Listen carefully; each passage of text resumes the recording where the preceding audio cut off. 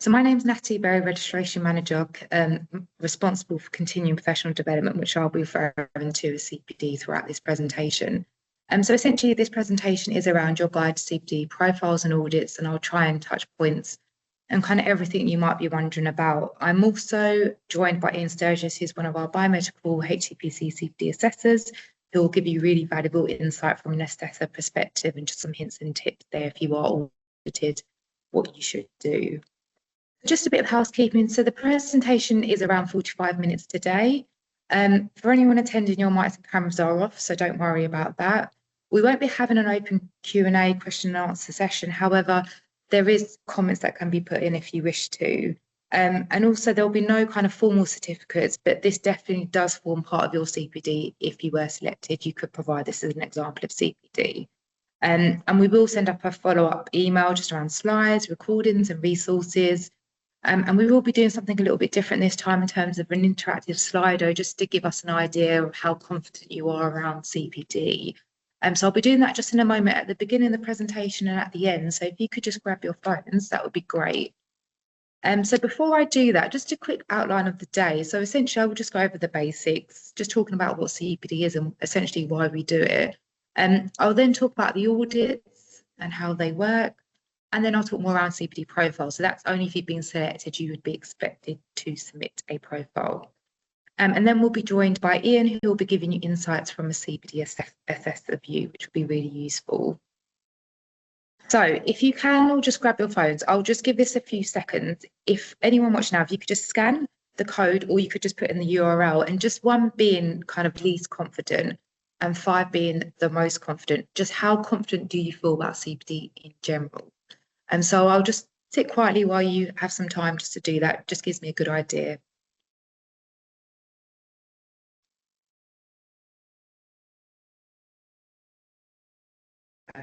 Interesting results coming in.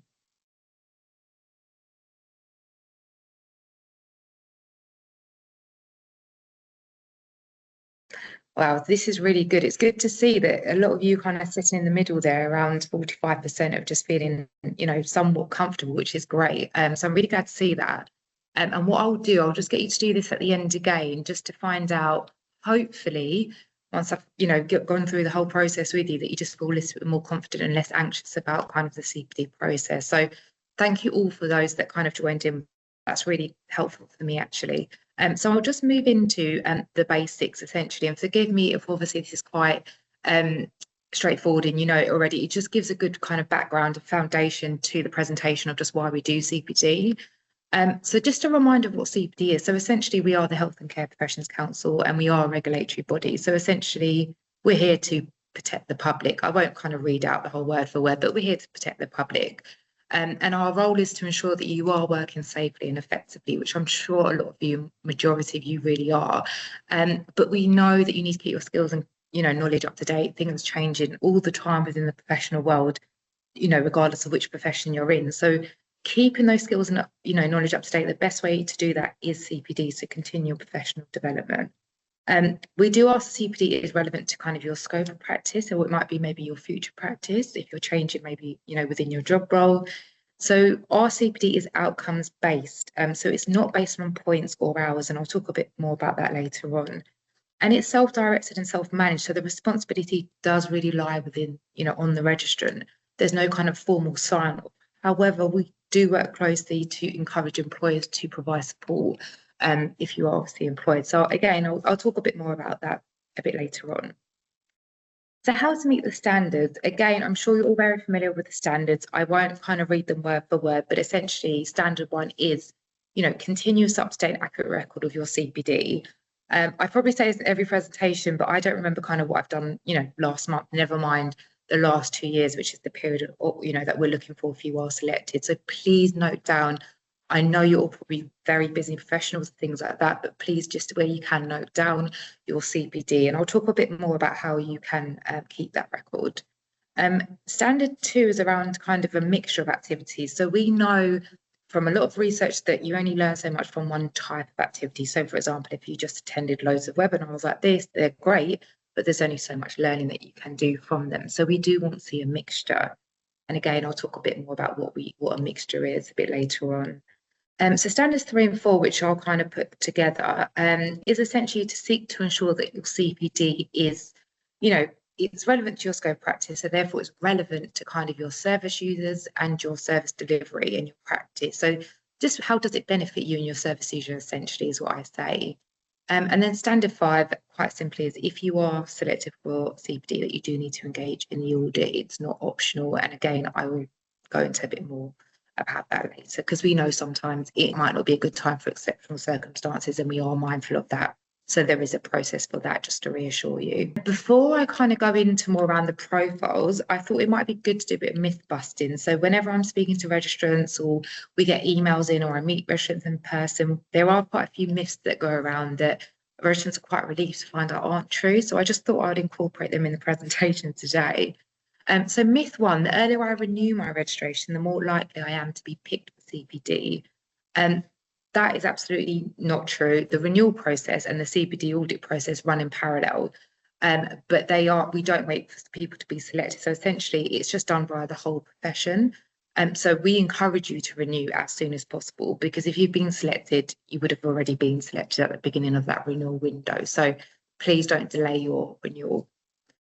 Myth 2 is I've been selected for CPD audit, so I can only complete my renewal once I've submitted my profile. Again, that's not true.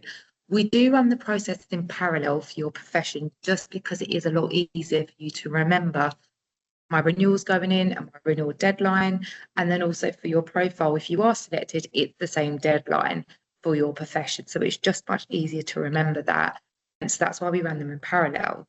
However, we encourage you to renew, because it's a lot more straightforward, a lot quicker, a few clicks. If you've done it online, you'll know it's very easy and straightforward, possibly 5 minutes, whereas your profile will take a little bit longer. So just get renewed, so there's no risk of you falling off the register or missing that deadline, because obviously that has a major impact, because you won't be able to practice. So a very long-winded answer, but you can complete your renewal separately from your CPD audit.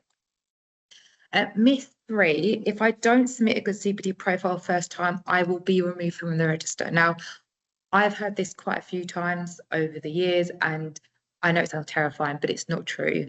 We give you so many opportunities to meet the CPD standards. We offer support, and the assessors will look at your profile, and if there are shortfalls, they do provide further information.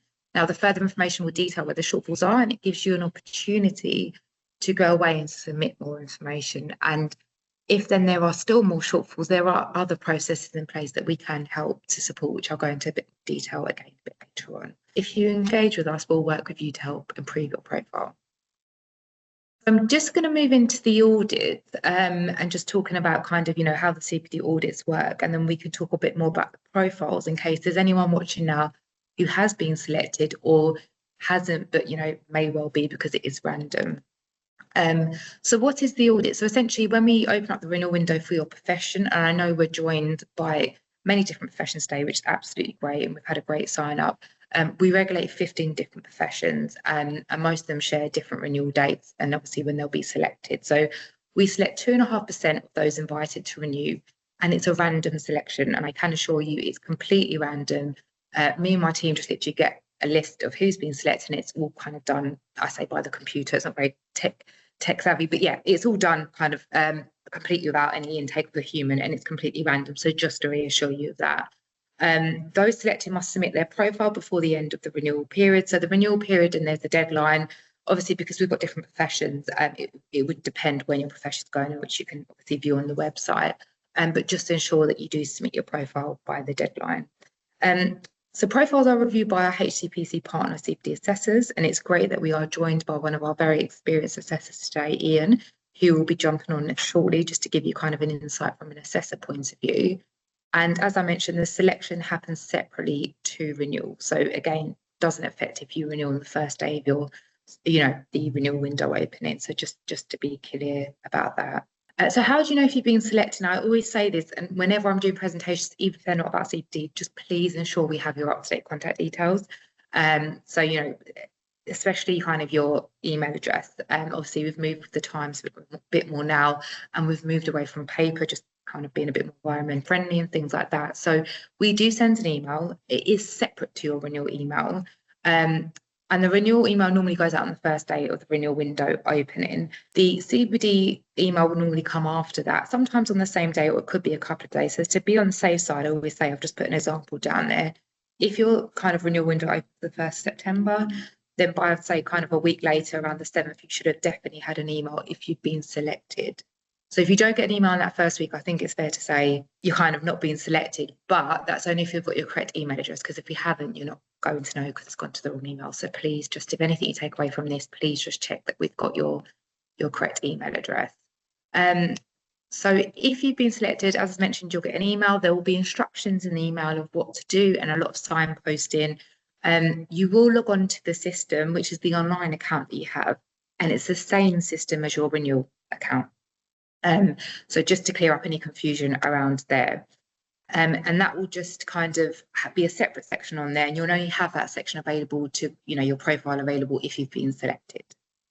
So kind of feeding into that, what to do if you've been selected. So once you've logged in, it's quite clearly posted, but there's a CPD section. And in that, there's a profile. Within the profile, I've got some screenshots for a bit later on when we go into profiles, but there's 4 different parts. And what you can do is you can kind of go in, complete it, save it, come out. Now you have 3 months to do it. So a lot of registrants have fed back that it's great that you kind of just log in, save, and think, okay, I'm on my break, I'll go and do a little bit, come back to it. And you can just do that kind of throughout and then submit it when you're ready to, as long as it's by the deadline. So we've come a long way from maybe if you're watching now and you've been selected quite a few years ago, where it was kind of the old school paper and emails, and it was nowhere as sophisticated as now. So it is a lot better, and it's online, which is great for yourselves and for us and the assessors. If you need more time or have questions or need our support for the profile, I have just popped down the email address for my team, and they can always get back to you. We aim to kind of get back within 5 working days, and we try to turn around those responses as quickly as possible, because we know very well that registrants are anxious and worried. So we do try to get back to you as quick as possible. These slides will be shared, so don't worry about kind of writing down the email now. It will all be shared with you after.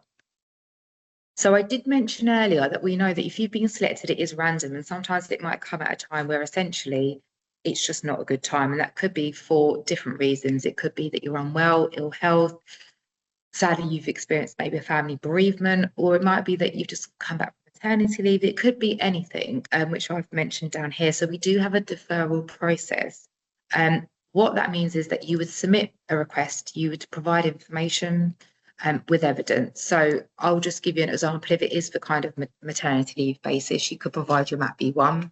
If it's for ill health, it might be that you get a GP supporting letter or a fit note. So just to give you an idea, I mean, what I normally say is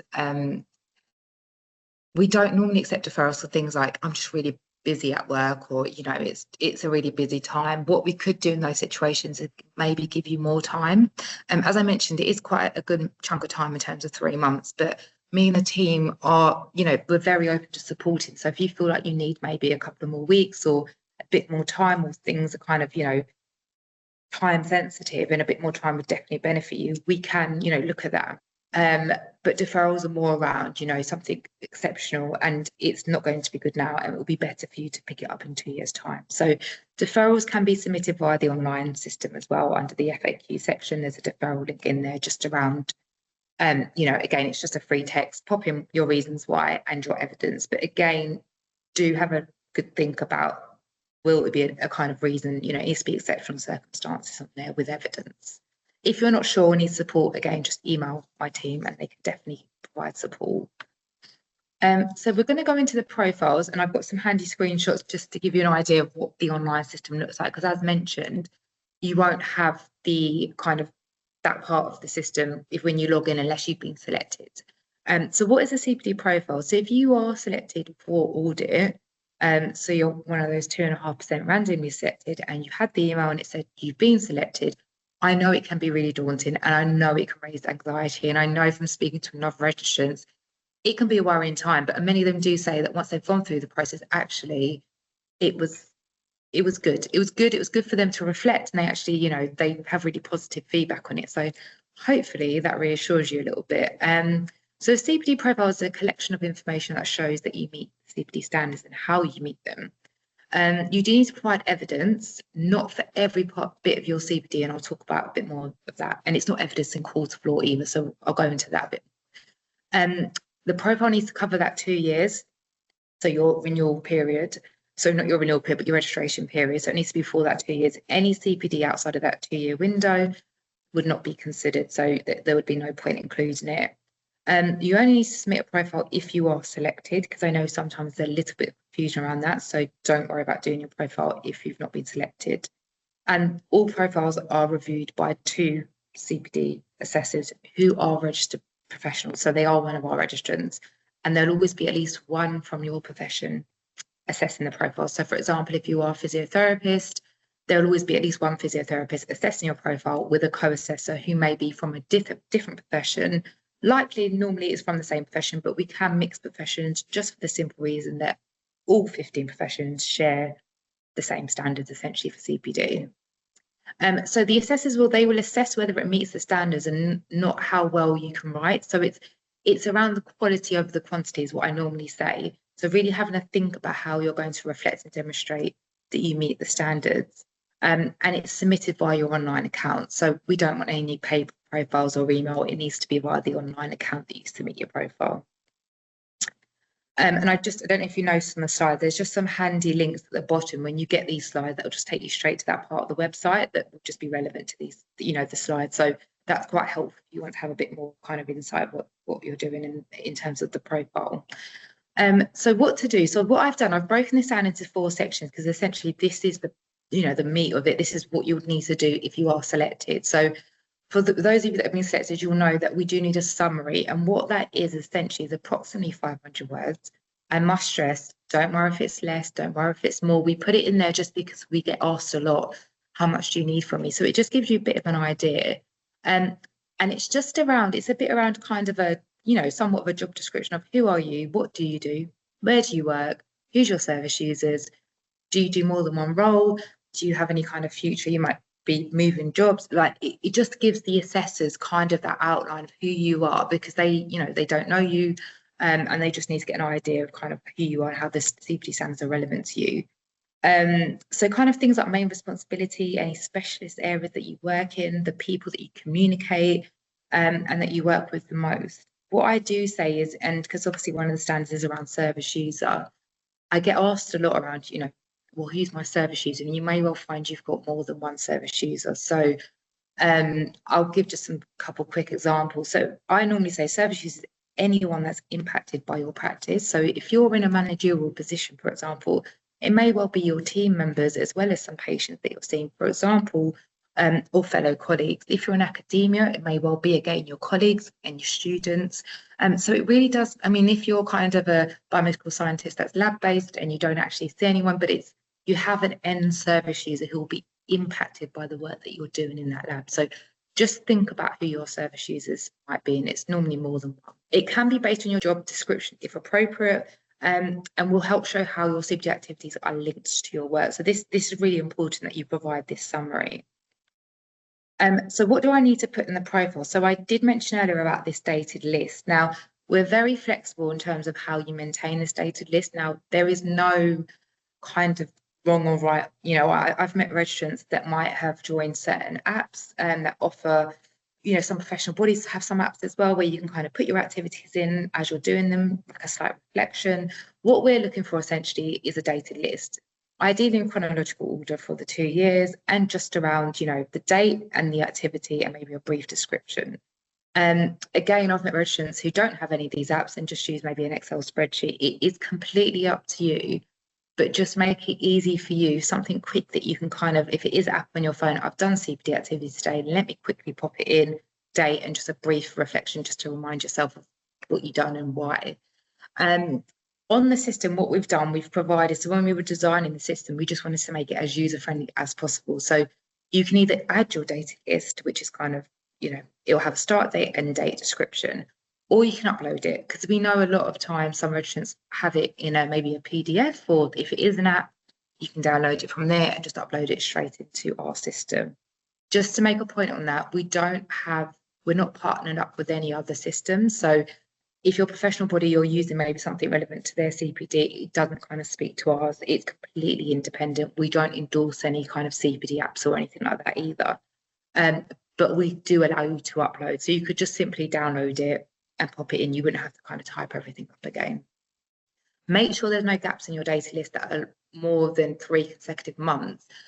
If there are, then please explain it. So it could be, we know things can happen. It could just be that you've been unwell and you had to take a bit of time to work. So there's a bit of a gap there. Just explain that so the assessors can see. If there's unexplained gaps, the assessors will definitely come back to you. And this is more than 3 consecutive months, I should say. The assessors will come back and ask why there is a gap. So please do explain the gap when submitting your profile. And some activities may take place over a period of time. So you might be doing maybe a course. So what we say is, rather than just put a kind of a range, when you started it and when you ended it, and at least then the assessor can see that that's happened over a period of time, as opposed to maybe a one-day course or some self-reflective learning that you might have done in an afternoon or things like that. So hopefully that makes sense and just a bit clear of what's expected, and that would help you meet that kind of standard one that I spoke around. So what you need to essentially put in your profile. So you've got your personal statement, which is again approximately 1,500 words. Again, just to say, don't worry if it's less or more, just to give you an idea. What I say is, we don't want you to reflect on absolutely everything you've done in 2 years, because the profile will be absolutely massive and it will be a massive bit of work for you as well. So what we normally say, in order to meet the standards, the assessors normally feedback that approximately around 4 to 6 activities that you pick out of that maybe dated list to reflect on will help you meet that standards 3 and 4. Make sure it's kind of a mixture. So don't maybe pick out 4 or formal learning. Maybe have some self-directed learning. It could be formal. It could be, peer reviews. It could be a whole mixture. It is best to do a mixture because it gives that more variety, and you're probably more inclined to then meet those standards and demonstrate that you meet them. We do have a list on our website around activities and different types, and there's quite a long list. There are activities that aren't on there because there's only so much that we could put on there, but it doesn't mean it's not CPD. If it's relevant to you and it's benefited you and or your service user, then it's definitely could be considered a CPD. So just bear that in mind. You should clearly explain how you've met each of the standards, so especially 3 and 4 for those 4 to 6 activities, and should refer to the activities you've undertaken. We then ask that you submit evidence. Now, again, this isn't evidence in the court of law, so please don't worry. And we don't want you to submit evidence for every single bit of CPD you've done in 2 years, because again, it'll be a massive amount of evidence. So 4 to 6 activities, have a look at your data list. I would say is a good first step. Pick out 4 to 6 of a mixture, because that's going to help you meet your standard 2. And then reflect on them. How did it benefit you? How did it benefit your service user? That's going to help you meet standards 3 and 4. And then evidence is obviously part of standard 5 in terms of submitting your profile with the relevant evidence. So you can kind of now paint a picture of how you're going to start meeting those standards. So just in terms of evidence, we do again have a list on our website, and there is links in the slideshow that you'll be shared, just different types. So, if you go to formal courses, you may well get a certificate. Great, you could just upload that. But for example, if you've read something online, maybe an article, and you've reflected on it, by all means, those reflective notes, they could be used as evidence. So again, don't worry, don't stress too much about, really formal evidence. It's just to demonstrate you've met that standard. For example, if you're attending today, which again, as I mentioned, this is great. I'm really glad you're attending, and this is, definitely part of your CPD. So if you did want to include this as a part of evidence, it could be that maybe you, provide the slideshow with some of your reflective notes. It could be anything just to, show that you've attended and what you kind of learned from it. And you can upload those pieces of evidence in the 4th section of the profile on the website, or on the portal, shall I say. So I realise I talked at you quite a lot, so I'm going to hand over to Ian now. As I mentioned, Ian's one of our biomedical scientists, CPD assessors, who's very experienced, and he will provide you with a lot of good insights. So I'll hand over to Ian. Thank you, Nat. Yes, I think we've sort of covered quite a lot of our role already, in that we obviously review the profile submitted by anyone who's selected for audit. We are partners, HCPC, but we're also professional practitioners and very experienced within our profession. As you can see, I've been assessing since 2009, when the actual audit process began. So I know, as Nat says, sometimes we get involved in other professions. So because we're looking at benefits, that's easy to pick up from somebody else in a different profession. So I've actually covered paramedics, physios, radiographers, so clinical scientists.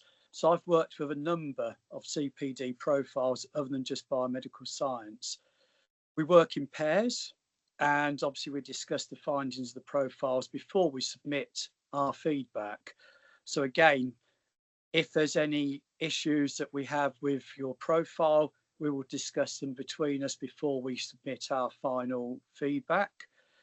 And any changes that occur to the audit process, and I think I can remember it's probably about 3 or 4 changes in the sort of, well, long 15, 16 years I've been doing it. We go through training for that, and we also undergo refresher training as well, as it's usually every 2 years, just to make sure that we are keeping our competence up. Can I have next slide, please? That's it. So what makes a strong profile? So one of the things that stands out to us as assessors is layout.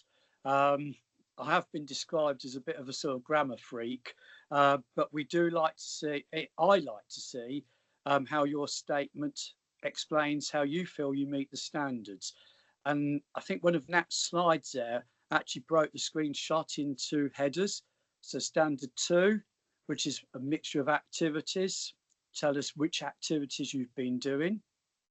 Standard 3, and that's another header, how do you feel that you've met standard 3? And I'll go a little bit more into that in a minute. And again, standard 4, use that as a separate header. So you've almost got 3 separate headings within your statement.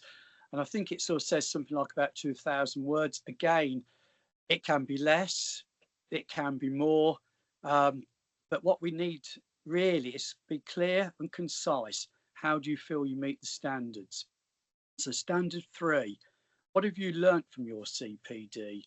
So for instance, I'm actually a run leader as well. So I do a little bit of CPD activity for that.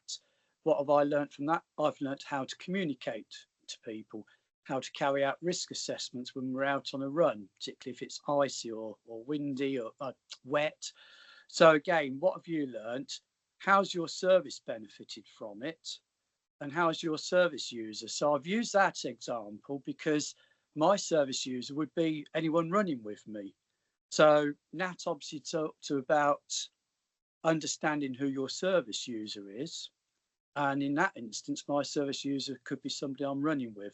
So again, have a little bit of a think about who your service user is. The important thing is really tell us clearly and concisely how you have benefited. It's a simple word, benefit, but it says a lot. Activity list. So this is the one where most people, if they're going to fail the standard first time round, actually miss out the list. So make sure you can include that continuous dated up-to-date list of activities. It is during the registration period. Anything before your registration, we'll totally ignore, but it's a waste of your time actually putting it in, and actually it kind of wastes our time because we end up looking at it. So perhaps a little bit of a moan there. And again, please explain any gaps of 3 months or more. And if you are going to use one type of activity which lasts for a period of time, so you're perhaps doing a course that lasts 6 months, I'm sure there's CPD that you can slot in between that. So don't just rely on that one long course, because as an assessor, I'm going to come back and say, what else have you done with your CPD within those 6 months? And again, don't rely on one type of activity. Please make sure you include a mixture of activities. There is the list there. You can look at professional-based ones.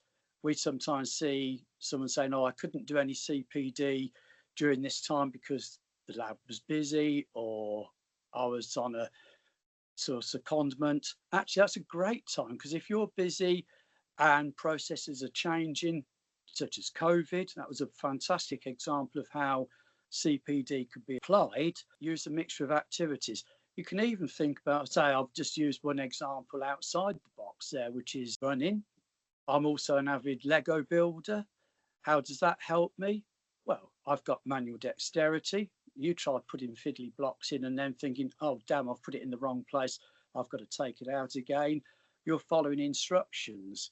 So how does that benefit work? Well, for me, as a histopathologist, or anyone in biomedical science, we follow SOPs, and I worked with my hands as histopathology. So again, manual dexterity. So if you can link the two together, you can use outside activities as well as work-based activities and professional activities. And again, it's your CPD, not anybody else's. Don't rely on anybody else. Take ownership of your CPD.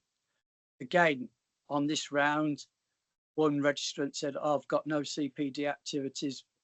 And it was a 4 or 5 month period, I think it was, because their training officer wasn't there to guide them to do CPD. Sorry, guys, it's your CPD. You need to take ownership of it. I'm now retired, but I still do my CPD. I still read journals. I still go to webinars. I still take part and go to courses. So again, I'm taking ownership of my CPD. And when CPD first came about, I think someone set themselves up in business writing a profile for one of the professions. Actually, those professionals didn't do very well because someone didn't know them. So again, it's your CPD, yours alone, not anybody else's. Please take ownership of it and be clear and concise. May I have the next slide, please? That's it. So a few top tips. It's not just going to meetings or formal courses. It includes a variety of activities like journal reading, work-based learning, representing your department or trust, outside interests. Are you a member of your professional body? Do you take part in committee meetings? Are you a regional representative? Just think about everything that you can do, you're involved in. So I think Natalie touched on this earlier. If we're not convinced that you've met the standards, we'll ask you to clarify that by supplying further information. So we will give you as much advice as we can as to how you might meet the standards. Again, some people are a little bit, I think I've met it, but I'm not quite sure. And we can look at it and say, yeah, you're not quite there. Why not include this or why not include that? So again, we will give you advice as well if necessary. But actually, if you get it right first time round, and I think just as I was leaving the NHS, the big buzzword was girth, get it right first time. So if you guys can get it right first time, it saves us time, it will save you time later. Because if we come back to you saying, oh, could you explain this? You've got to go back to your profile again. So have a think about how clear you've made that so that as assessors, we can look at that.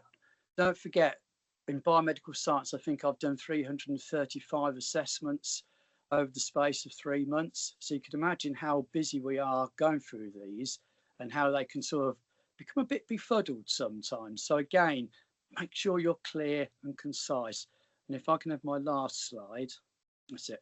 So again, the onus is on you to know the standards and understand how to meet them. Please don't rely on others. They can give you wrong advice.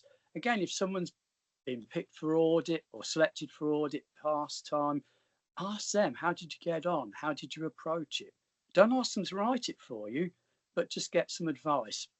There's nothing wrong with asking for advice. As I said, your CPD actives only need to be in that 2-year registration period for your profession. Anything before it, we'll totally ignore. And it'll be a waste of your time trying to write it down. And the last thing, being chosen for audit is random. You're not being targeted. Why not wear a badge? Say, I've been picked out for audit. You know, see it as a positive. A chance to explain all the work you've put into learning and developing. I've been lucky. I've never been selected, but I have no worries about that because I want to show off what I've learned sometimes, and that gives you that opportunity to do that. So just like to say thank you to Natalie for giving me this opportunity to speak to you guys, and hopefully I've given you some clarifications and some pointers towards a good profile. Back to you, Natalie.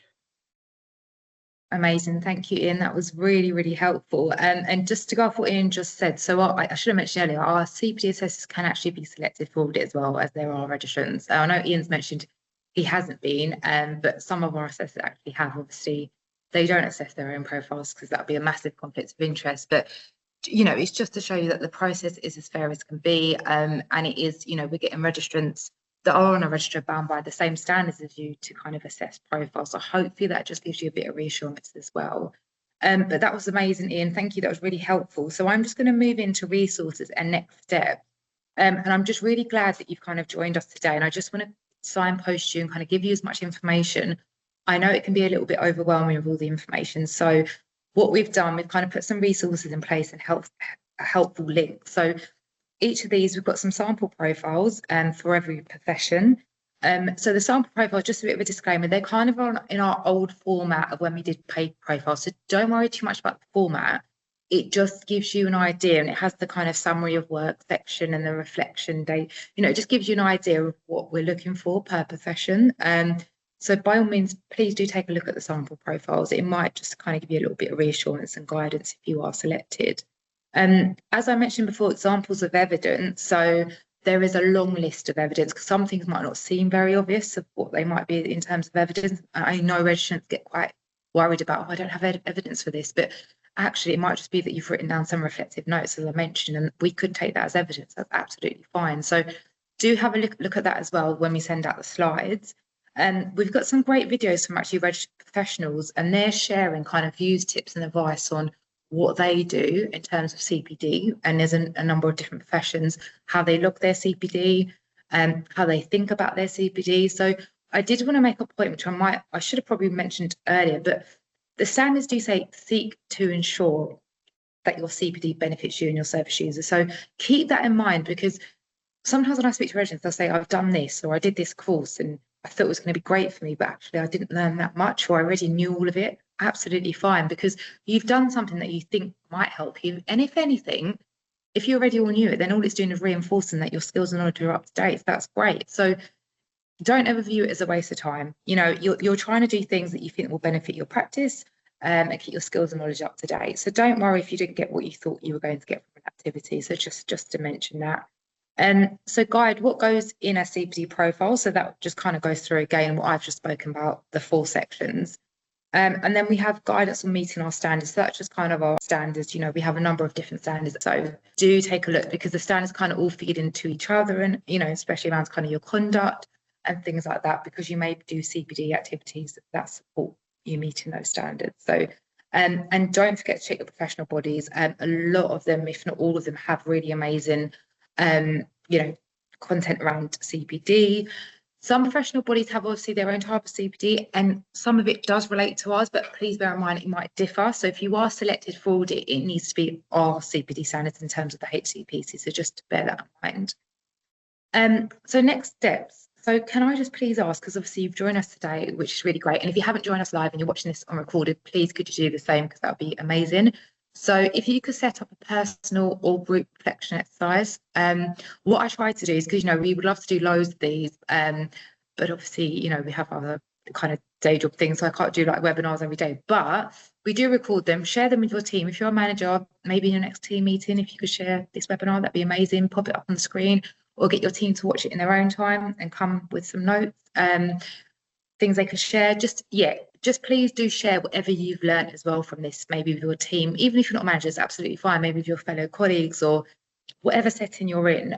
Consider what you've learned and how it fits into your previous knowledge, and how could it benefit your service user. So is anything from today that actually has got you thinking about, right, what can I do to keep my skills and knowledge up to date, and how will that benefit my service user?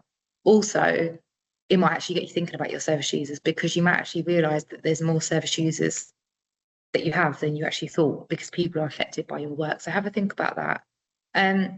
Use our reflection template. So please do take a look. The link's in there. And it's just simply a template that encourages you to, you know, I've done this, and reflect on it. Reflection is so important. It helps us learn. It helps us take time out. As mentioned, when we've selected people for audit, I have often heard I was massively anxious. I was worried. I was a bit annoyed. I was like, oh gosh, I've had it all from registrants. But what I normally do here in the end is actually, it was really beneficial because it gave them protected time, well, false time, because they had to do it, to reflect. And there was definitely kind of benefits from that. So hopefully that's a bit reassuring if you are selected.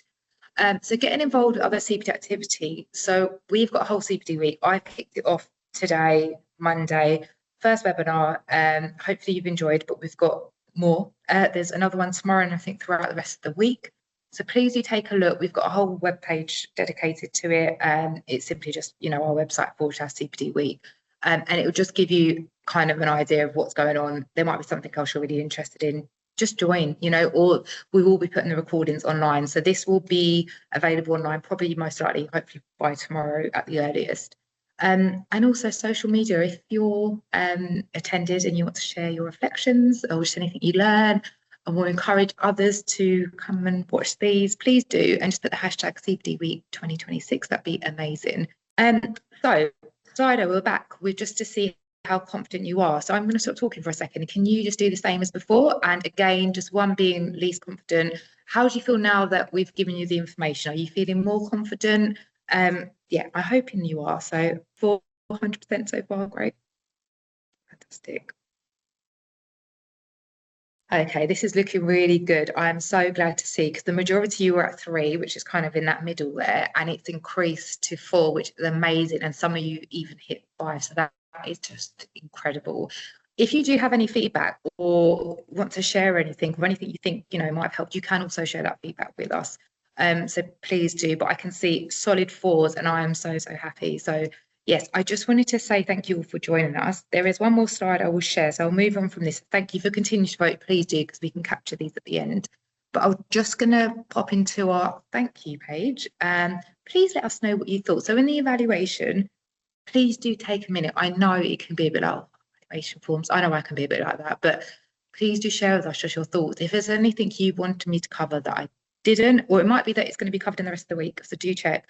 Anything you didn't understand or anything that really helped, please share, because obviously we're trying to do this CPD week yearly, and we're taking all the feedback, like we've taken on feedback from the one last year, which was our first one, and we've incorporated improvements to this year.